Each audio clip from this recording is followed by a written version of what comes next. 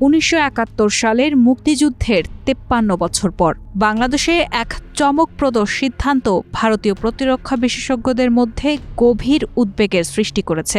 ভারতীয় সংবাদ মাধ্যম দৈনিক আনন্দবাজার পত্রিকায় বলা হয়েছে, বাংলাদেশ পাকিস্তানি সেনাদের নিজেদের সেনাবাহিনীকে প্রশিক্ষণ দেওয়ার জন্য আমন্ত্রণ জানিয়েছে, যা বাংলাদেশ ও ভারতের মধ্যকার কৌশলগত সম্পর্কের জন্য চ্যালেঞ্জ তৈরি করতে পারে। এদিকে বাংলাদেশের বর্তমান অন্তর্বর্তী সরকারের প্রধান উপদেষ্টা মোহাম্মদ ইউনূসের নেতৃত্বে পাকিস্তানের সঙ্গে সম্পর্ক উন্নয়নের জন্য প্রচেষ্টা চলছে। তারই অংশ হিসেবে পাকিস্তানের সেনা কর্মকর্তারা বাংলাদেশে এসে প্রশিক্ষণ দেবেন, যার প্রথম ধাপ 2025 সালের ফেব্রুয়ারি থেকে ময়মনসিংহ সহ বিভিন্ন স্থানে শুরু হবে। ধাপে ধাপে 10টি সামরিক কমান্ডে এই প্রশিক্ষণ কার্যক্রম চলবে।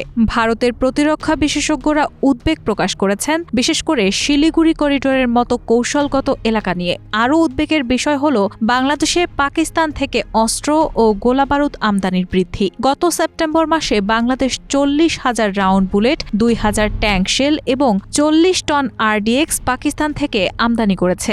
অতীতের তিক্ত স্মৃতিকে সামনে রেখে 1971 সালের গণহত্যার পর পাকিস্তানি সেনাদের পুনরায় উপস্থিতি বাংলাদেশে ঐতিহাসিকভাবে বিতর্কের সৃষ্টি করতে পারে।